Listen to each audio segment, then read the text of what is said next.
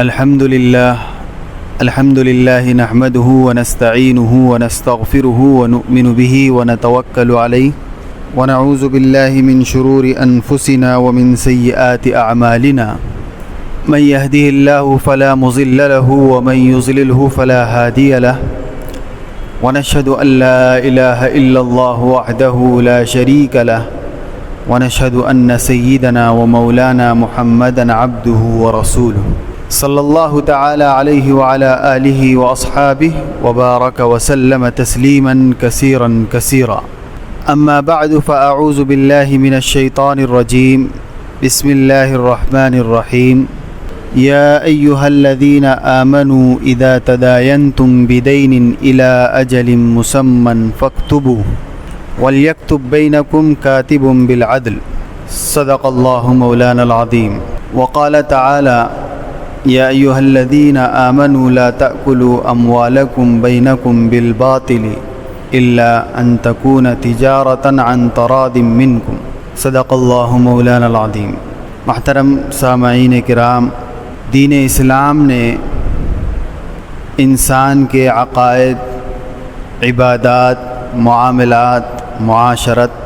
اور اخلاقیات ان سب کے متعلق رہنمائی فرمائی ہے۔ ان میں سے ہر ایک کے متعلق جو رہنمائی شریعت نے بتلائی ہے اس کو سمجھنا اور اس پر عمل کرنا ہم سب کے لیے ضروری ہے۔ عقائد کے متعلق کیا تعلیم دی گئی ہے اس کو جاننا اور اپنے عقیدوں کو محفوظ رکھنا، عبادات کے متعلق کیا تعلیم دی گئی ہے اس کو سمجھنا اور ان عبادتوں کو اپنی زندگیوں میں لانے کی فکر کرنا، معاملات کے متعلق کیا ہدایت دی گئی ہے، معاشرت کے متعلق کیا ہدایت دی گئی ہے، اخلاقیات کے متعلق کیا ہدایت دی گئی ہے، ان چیزوں کو سمجھنا، جاننا اور اپنی زندگی میں اسی کے مطابق عمل کرنے کی کوشش کرنا، یہ ہمارا فریضہ بنایا گیا ہے۔ چنانچہ دین اسلام میں عقائد کے بعد سب سے زیادہ اہمیت جس چیز کو دی گئی ہے وہ معاملات ہے۔ معاملات کی شریعت میں اتنی اہمیت ہے کہ اگر خدا نخواستہ انسان کا معاملہ درست نہیں رہا تو وہ بہت سارے نیک اعمال جو اس نے کیا ہے اپنی زندگی میں وہ بھی اسے بچا نہیں پائیں گے، حتیٰ کہ اتنا بڑا نیک عمل کیا جس کے نتیجے میں اس نے اپنی جان گنوا دی، یعنی راہ خدا میں جہاد کرتے ہوئے اپنی جان بھی گنوا دی۔ اس سے بڑا کارنامہ اس کا کیا ہو سکتا تھا کہ اس نے شہادت کو قبول کیا۔ لیکن نبوی تعلیمات کے مطابق اتنی بڑی فضیلت پانے والا بھی اگر اس کے معاملات درست نہیں ہیں تو اللہ کی گرفت اور پکڑ میں آئے گا۔ اس لیے آپ صلی اللہ علیہ وسلم نے فرمایا کہ عقائد کے بعد سب سے زیادہ توجہ آدمی کو اپنے معاملات کی درستگی پر کرنا ہے۔ اب معاملات میں سے ایک اہم معاملہ قرض کا معاملہ ہے۔ بہت سے لوگ اس معاملے کو کرتے ہیں لیکن اس کے احکام اور اس کے آداب کی رعایت نہیں کرتے، اور اس میں غفلت وہ آدمی کو اخروی ہلاکت کی طرف لے جاتی ہے۔ اللہ کے نبی صلی اللہ علیہ وسلم سے ایک صحابی نے عرض کیا، جب آپ صلی اللہ علیہ وسلم نے یہ بیان فرمایا کہ سب سے نیک عمل وہ ایک اللہ پر ایمان لانا ہے اور راہ خدا میں جہاد کرنا ہے، اس مضمون کو جب آپ صلی اللہ علیہ وسلم نے بیان فرمایا تو ایک صحابی نے عرض کیا کہ یا رسول اللہ، اگر میں ایمان لانے کے بعد راہ خدا میں جہاد کرتے ہوئے شہید ہو جاؤں تو کیا یہ عمل میرے تمام گناہوں کا کفارہ ہو جائے گا؟ تو آپ صلی اللہ علیہ وسلم نے فرمایا کہ ہاں، آپ کا یہ عمل تمام گناہوں کا کفارہ ہو جائے گا۔ پھر اس کے بعد کچھ دیر وقفہ کر کے آپ صلی اللہ علیہ وسلم نے ان سے پھر پوچھا کہ کیا سوال کیا تھا تم نے، پھر دوبارہ کیجئے۔ تو ان صحابی نے پھر سوال کیا، یا رسول اللہ، اگر میں ایمان لا کر راہ خدا میں جہاد کروں تو کیا یہ عمل، یعنی جہاد کر کے شہید ہو جاؤں تو یہ عمل میرے تمام گناہوں کا کفارہ ہوگا؟ تو آپ صلی اللہ علیہ وسلم نے فرمایا کہ ابھی جبرائیل میرے پاس آئے تھے اور انہوں نے کہا کہ اس کا جواب یہ ہے کہ تمام گناہوں کا کفارہ ہو جائے گا سوائے قرض کے گناہ کے۔ اس لیے اب میں یہ جواب دے رہا ہوں کہ تمام گناہوں کا کفارہ ہو جائے گا شہادت اگر پا لیا کسی نے، لیکن قرض اگر اپنے ذمے میں باقی رکھ کے مرا تھا تو ابھی وہ اللہ کی گرفت میں باقی رہے گا، اس کی پکڑ ہوگی، یہ گناہ کا کفارہ نہیں ہو سکتا۔ اس لیے کہ یہ معاملہ ہے، اور معاملات کی جب تک درستگی نہ ہو جنت کا بھی فیصلہ نہیں ہوتا، جہنم کا بھی فیصلہ نہیں ہوتا۔ محشر کے میدان میں معاملات کی درستگی کرائی جائے گی،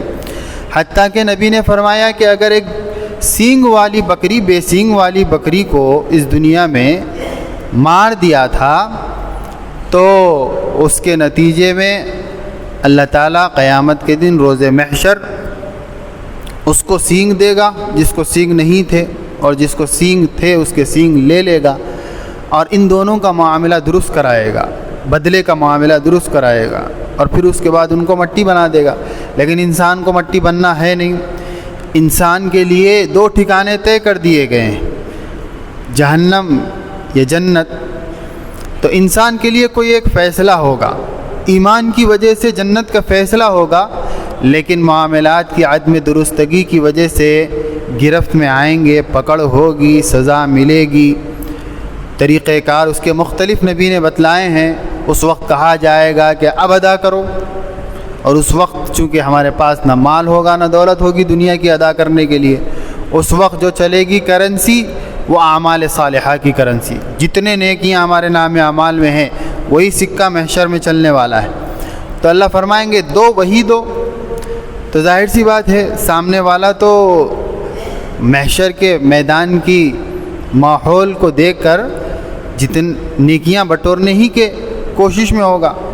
وہ کہے گا کہ میرا فلاں حق ہے، اتنے نیکیاں اس کو دے دو، فلاں حق ہے اتنے نیکیاں اس کو دے دو، فلاں حق ہے اتنے نیکیاں اس کو دے دو۔ حتیٰ کہ بعض لوگ ایسے ہوں گے، اللہ کے نبی صلی اللہ علیہ وسلم نے فرمایا کہ اچھے اعمال کا پورا رجسٹر بھرا ہوا ہوگا، ان کا جو نام اعمال ہوگا وہ اول سے آخر تک نماز، روزہ، زکوٰۃ، حج وغیرہ وغیرہ سب اعمال صالحہ سے بڑھا ہوا ہوگا، لیکن معاملات کی درستگی نہ ہونے کی وجہ سے وہ سارے نیکیاں حقداروں کو دے دیے جائیں گے، اور یہ شخص کنگال اور فقیر ہو جائے گا، اللہ کے سامنے ایسے حاضر ہوگا کہ اس نے ایک نیکی بھی دنیا میں نہیں کی، یہ اس کی حالت کر دی جائے گی۔ اور اسی کو اللہ کے نبی نے فرمایا کہ یہ سب سے بڑا مفلس ہے، لاچار اگر کوئی انسان ہے تو یہ شخص ہے جو محشر کے میدان میں اپنے پورے نام اعمال کو لے کر تو آئے گا، لیکن معاملات کی درستگی نہ ہونے کی وجہ سے وہ سب دوسروں کو بانٹ دیے جائیں گے، اور پھر اس کے پاس کچھ بھی باقی نہیں رہ جائے گا۔ اس سے بڑا مفلس کوئی نہیں ہے۔ اس لیے معاملات کی درستگی کی طرف شریعت نے بڑی توجہ دلائی ہے، بلکہ عقائد کے بعد سب سے زیادہ اہمیت اسی چیز پر دی گئی ہے کہ معاملہ درست۔ عام طور سے ہمارے معاشرے میں اعمال صالحہ کی توفیق تو ہم کو مل جاتی ہے، نماز پڑھ لے رہے ہیں، نمازی بن گئے، زکوٰۃ بھی ادا کر دیتے ہیں، اور دیگر فرائض کا اہتمام بھی کر لے رہے ہیں، کچھ اچھے خیر کے کام بھی کر لے رہے ہیں، کچھ تلاوت قرآن کی بھی کر رہے ہیں، کچھ اللہ اللہ بھی کر رہے ہیں، مسجدوں میں نظر بھی آ رہے ہیں، لیکن معاملات اگر ان کے ٹٹولے جائے تو بہت برے اور افسوسناک۔ کسی سے قرض لے لیا تھا، برسوں گزر گئے، ادا کرنے کا نام نہیں ہے۔ کسی کا مال ہڑپ کر بیٹھے ہوئے ہیں، حقدار کو پہنچانے کی کوشش ہی نہیں کر رہے ہیں۔ کسی سے کچھ وعدہ کر لیا تھا، وعدہ وفائی کی کوئی ابھی تک صورت پیدا نہیں ہوئی ہے، پھر 5 وقتہ نمازی ہیں ماشاءاللہ، مسجد میں آپ کو پہلی صف میں نظر آتے ہیں۔ تو یہ ان کا نیک عمل خوش آئند بات ہے، اچھا ہی عمل ہے، لیکن شریعت یہ کہتی ہے کہ آپ کا یہ نیک عمل آپ کو نہیں بچا پائے گا اگر آپ کا معاملہ درست نہیں ہے۔ آپ کے معاملات آڑے آ جائیں گے قیامت کے دن، اور جب تک اس کی بھرپائی نہ ہو نیک اعمال بھی آپ کو نہیں بچائیں گے۔ بلکہ نبی نے تو وضاحت فرما دی کہ شہادت جیسا بڑا عمل بھی آپ کو نہیں بچا پائے گا۔ دین کی خاطر آپ نے اپنی جان بھی دے دی، تب بھی معاملہ درست نہیں تھا، نہیں بچ پاؤ گے۔ بہت سے لوگ بیویوں کے مہر ادا کرنے باقی ہیں، شادی ہو کے 30 سال ہو گئے، 40 سال ہو گئے، معاملہ تھا ادا کر دینا چاہیے تھا، اب تک ادا نہیں کیا۔ اب ایک رسم پڑ گئی ہے کہ بھئی شوہر کا انتقال ہو جانے کے بعد بیوی سے زبردستی کہلوا دیا جاتا ہے کہ بول دو کہ میں نے معاف کر دیا۔ اب اس وقت تو وہ بولے گی کہ میں نے معاف کر دیا، 40 سال اس کے ساتھ رہ کر، 20 سال رہ کر، 50 سال رہ کر معاف ہی کرے گی، لیکن معاملے کو ہم نے درست طریقے سے ادا نہیں کیا۔ تو یہ جتنے معاملات ہیں ان سب میں ہمیں فکر مند ہونے کی ضرورت ہے۔ تو ان میں سے ایک چیز قرض کے معاملے کی طرف میں توجہ دلانا چاہتا ہوں کہ عام طور سے ہمارے معاشرے میں قرض لینے کا رواج بھی بہت ہو گیا ہے، اور لے کر وقت پر ادا کرنے کی کوشش بھی جاری نہیں ہے۔ قرضے اٹھا رہے ہیں ان سے اور پھر ادائیگی کی کوئی کوشش نہیں کر رہے۔ اللہ کے نبی صلی اللہ علیہ وسلم نے جہاں ایک طرف امت کے مالداروں کو یہ ترغیب دی کہ بھئی جو لوگ ناچار ہے، لاچار ہیں، مجبور ہیں، وہ اگر تم سے قرض مانگتے ہیں اپنی ضروریات کے لیے تو تم اپنا ہاتھ ٹائٹ مت کرو، تم قرض دینے میں مت ہچکچاؤ، تم لوگوں کی مدد کرو قرض دے کے اگر تمہارے پاس پیسہ ہے۔ اس سے لوگوں کے معاملات درست رہیں گے اور ان کی زندگی آسانی کے ساتھ گزرے گی۔ ایک طرف مالداروں کو یہ توجہ دلائی، تو دوسری طرف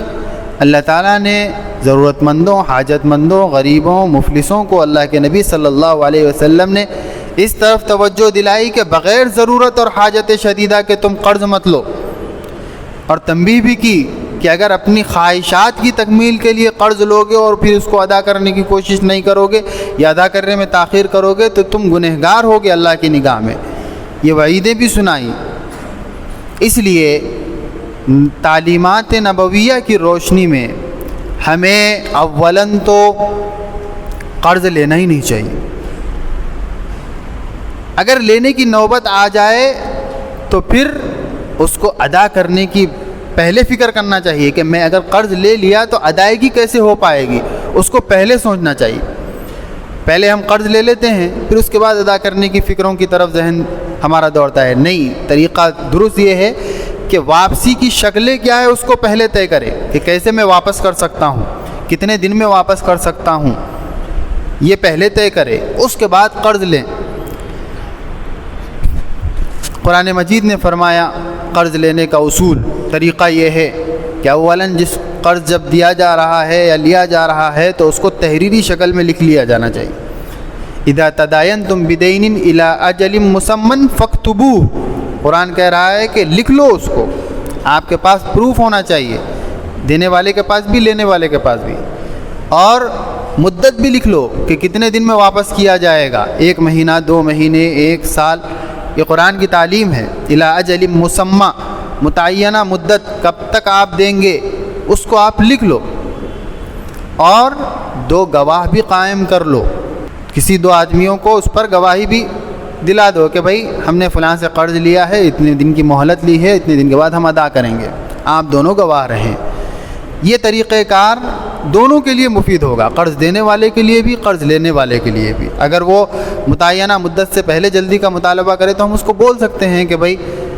معاہدہ تو ایسا ہوا تھا، اور ہم اگر تاخیر کر دیں تو اس کے پاس پھر ایک ثبوت رہتا ہے کہ ہم تاخیر کر رہے ہیں، تو اس کو سہولت ہوگی، اس کے پیسے خراب نہیں ہوں گے۔ اللہ کے نبی صلی اللہ علیہ وسلم کا معمول یہ تھا کہ آپ صلی اللہ علیہ وسلم کسی سے قرض لیتے نہیں تھے، اور ضرورت کی بنیاد پر لیے تو بر وقت آپ صلی اللہ علیہ وسلم ادا کرنے کی بڑی فکر فرماتے تھے، اور صحابہ کو بھی آپ صلی اللہ علیہ وسلم نے اسی کی ترغیب دی۔ اور یہ اللہ کے نزدیک قرض لے کر واپس نہ کرنا یا وقت پر واپس نہ کرنا اتنا بڑا گناہ ہے کہ اللہ کے نبی صلی اللہ علیہ وسلم کا معمول حضرت ابو ہریرہ رضی اللہ عنہ بیان فرماتے ہیں کہ جب بھی کوئی جنازہ آتا جس پر مغفرت کی دعا کی ضرورت ہوتی ہے، کوئی جنازہ آتا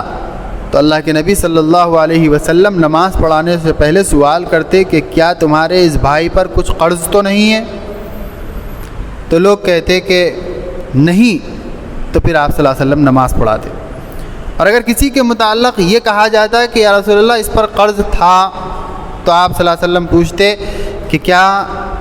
اس نے ترکے میں اتنا مال چھوڑا ہے جس سے اس کا قرض ادا کیا جا سکتا ہے؟ اگر ایسی کوئی رپورٹ سامنے آتی تو پھر نماز پڑھاتے اور وارثین کو حکم دیتے کہ پہلے اس کا قرض ادا کرو۔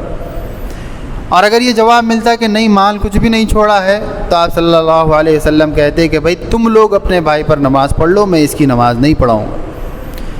تو یہ کتنا برا عمل ہے اور کتنا سنگین مسئلہ ہے کہ نبی کریم صلی اللہ علیہ وسلم ایک انسان کی وفات کے بعد بھی اس کی بخشش اور مغفرت کی دعا نہیں کرنا چاہتے ہیں۔ وجہ اس کی یہی ہے کہ اللہ نے پہلے کلیئر اور صاف کر دیا کہ میں معاملات کی درستگی نہ رکھنے والے کی پکڑ کروں گا۔ اللہ نے یہ اعلان فرما دیا۔ اب جس پر اللہ نے اعلان فرما دیا اس کی سفارش نبی کیسے کریں گے؟ جس کے بارے میں اللہ نے یہ بات صاف کر دی کہ جس کے معاملات درست نہیں ہوں گے محشر میں پکڑے جائیں گے، چاہے اعمال صالحہ وہ آسمان کو چھو رہے ہو، نمازیں ایک بھی نہیں چھوٹی ہے، صدقہ خیرات بھی برابر کیا ہے، حج بھی بہت کر رہا ہے، عمرے پہ عمرے بھی کر رہا ہے، نام اعمال صالحہ سے بھرا ہوا ہے، تب بھی اللہ فرما رہے ہیں کہ معاملات درست نہیں ہے تو میں پکڑ کرنے والا ہوں۔ جب اتنی صاف بات اللہ نے کہہ دی تو نبی نے بھی مناسب نہیں سمجھا کہ اس کی بخشش کی دعا کریں اللہ کے سامنے، اس لیے نبی نماز جنازہ نہیں پڑھاتے تھے۔ کئی ایسے واقعات ہیں، صحابہ کہتے ہیں، سلمہ ابن اکوع کہتے ہیں رضی اللہ عنہ کہ ایک مرتبہ نبی کریم صلی اللہ علیہ وسلم مسجد نبوی میں بیٹھے ہوئے تھے، ایک جنازہ آیا، آپ نے پوچھا کہ ان پر کوئی قرض تو نہیں؟ بتایا گیا کہ نہیں ہے، تو آپ نے نماز پڑھائی۔ پھر کچھ دیر کے بعد دوسرا آیا تو آپ نے پوچھا کہ اس صاحب پر کوئی قرض تو نہیں؟ تو انہوں نے کہا لوگوں نے کہ قرض ہے یا رسول اللہ۔ پھر آپ نے وہی سوال کیا کہ کیا ان کے ترکے میں اتنا مال ہے کہ جس سے ان کا قرض ادا کیا جا سکتا ہے؟ تو لوگوں نے کہا کہ ہاں 3 دینار انہوں نے چھوڑ گئے ہیں۔ تو آپ صلی اللہ علیہ وسلم پھر ان کی نماز پڑھائی۔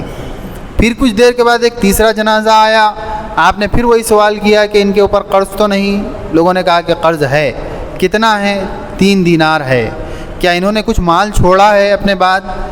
تو کہا کہ کچھ بھی نہیں چھوڑا ہے۔ تو آپ صلی اللہ علیہ وسلم نے وہی جواب دیا کہ بھائی اپنے بھائی پر تم لوگ نماز پڑھ لو، میں اس کی نماز جنازہ نہیں پڑھاؤں گا۔ پھر ایک صحابی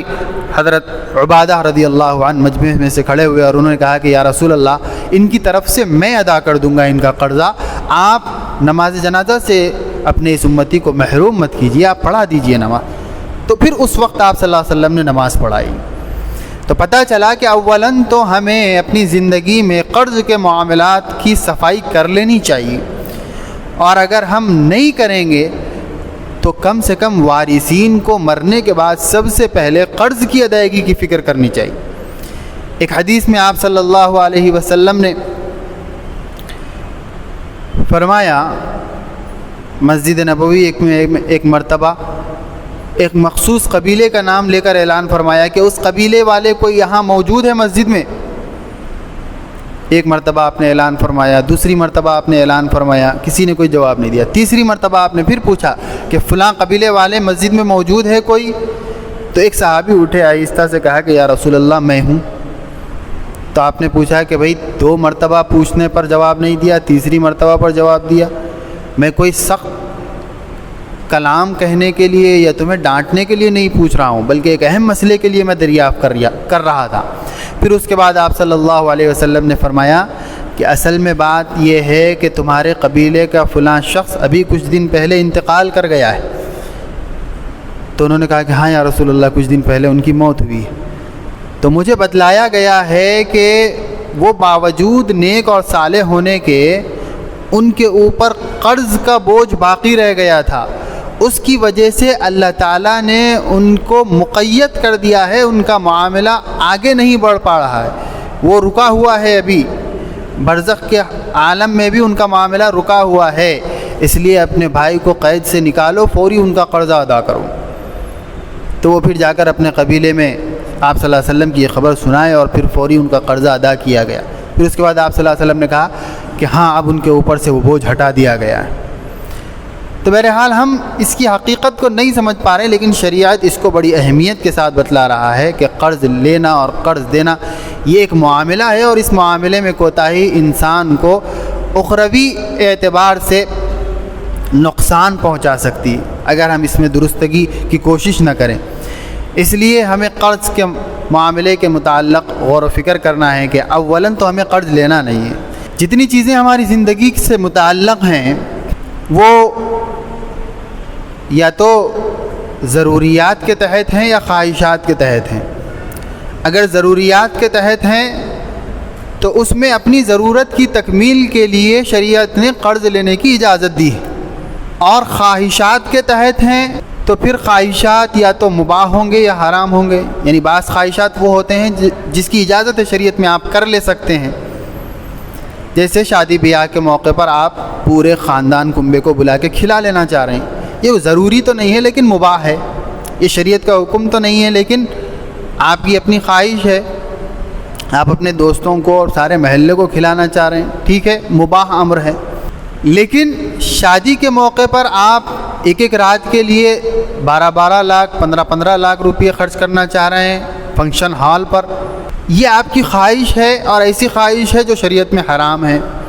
اس لیے کہ ایک رات کے لیے شریعت نے آپ کو اتنی ساری رقم صرف کرنے کی اجازت نہیں دی ہے، اس لیے کہ ایک ایک پیسے کا حساب ہونے والا ہے، اتنے سارے پیسوں کا حساب آپ کو دینا پڑے گا، اور ظاہر سی بات ہے وہ فضول خرچی ہے۔ آپ 50,000 والے کشادگی کے مقام پر بھی اتنے لوگوں کو کھلا سکتے تھے، لیکن آپ نے شان و شوکت اور شہرت کے لیے 5 لاکھ 6 لاکھ 10 لاکھ روپے کا صرفہ کیا، یہ خواہش کے تحت ہے۔ تو ایک خواہش وہ ہے جس کو شریعت نے جائز رکھا، ٹھیک ہے یہ خواہش تم کر سکتے ہو، جیسے اس موقع پر کھلا لینا، بہت سے لوگوں کو شریعت نے کہا کہ کھلا لو، آپ کی خوشی ہے۔ لیکن ایک خواہش وہ ہے جس کو شریعت نے جائز نہیں کیا، کہ اس کھلانے کے لیے نمائش کر رہے ہیں آپ، اس نمائش کی شریعت نے اجازت نہیں دی۔ اب کھلانے میں بھی آپ 1 لاکھ روپے میں 1000 لوگوں کو کھلا لے سکتے ہیں، 200 لوگوں کو کھلا لے سکتے ہیں، 500 لوگوں کو کھلا لے سکتے ہیں مثلا، لیکن نمائش کے لیے آپ اس پر بھی 5 لاکھ روپے خرچ کر رہے ہیں، مختلف قسم کی ڈشز آپ رکھ رہے ہیں تاکہ نمائش ہو، واہوائی ہو آپ کی۔ تو یہ آپ کی وہ خواہش ہے جس کو شریعت نے جائز نہیں کہا، اس لیے کہ اس کے لیے آپ کو پھر ضرورت سے زیادہ یا تو اپنا مال خرچ کرنا پڑے گا، اور اپنے پاس نہیں ہے تو قرضہ لے کر خرچ کرنا پڑے گا۔ تو یہ مسئلہ شریعت کا ذہن میں رہنا چاہیے کہ انسان کے زندگی سے متعلق جو ضروریات، جو چیزیں ہیں، وہ ضروریات سے تعلق رکھتے ہیں یا خواہشات سے؟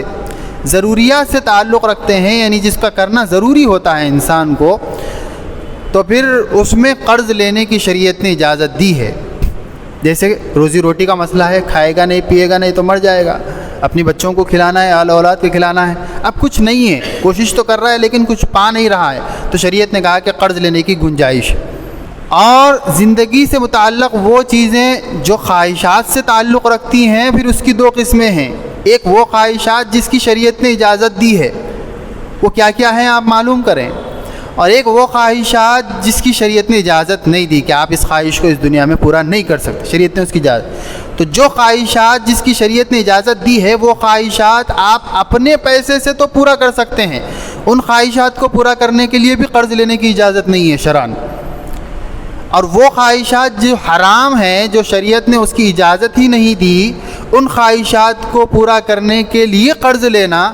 یہ تو حرام کے لیے ایک اور حرام کام کرنا ہے، اس لیے اس کی بالکل بھی اجازت نہیں ہے۔ تو خواہشات کے پورا کرنے کے لیے قرض لینے کی گنجائش شریعت میں نہیں ہے، ضروریات کی تکمیل کے لیے شریعت نے قرض کی گنجائش رکھی ہے، اور اس کا بھی یہ طریقہ بتلایا ہے کہ پہلے طے کرو کہ واپسی کب ہوگی، کتنے دن میں دو گے، اور 2 گواہوں کو متعین کر لو، اور پھر اتنے دن ہونے کے بعد فوراً ادا کرنے کی کوشش کرو، اور نہیں کریں گے تو فلاں فلاں فلاں وعیدیں شریعت نے بتائی ہے۔ سب سے بڑی وعید یہی ہے کہ نبی نے فرمایا کہ وہ مقید رہتا ہے، جکڑا ہوا رہتا ہے جب تک اس کا قرض ادا نہ کر دیا جائے، مرنے کے بعد بھی جکڑا ہوا ہوتا ہے، اس کے سارے معاملات مقید کر دیے جاتے ہیں۔ اس لیے قرض کے متعلق معاشرے میں ایک عمومی رجحان یہ پیدا ہو گیا کہ معمولی ضرورت پر، جو ضرورت نہیں خواہش ہے، بس یہ چیز ذہن میں آ گئی کرنا ہے، ہاتھ میں پیسے نہیں ہیں، کسی سے ادھار لے لیے، قرض لے لیے،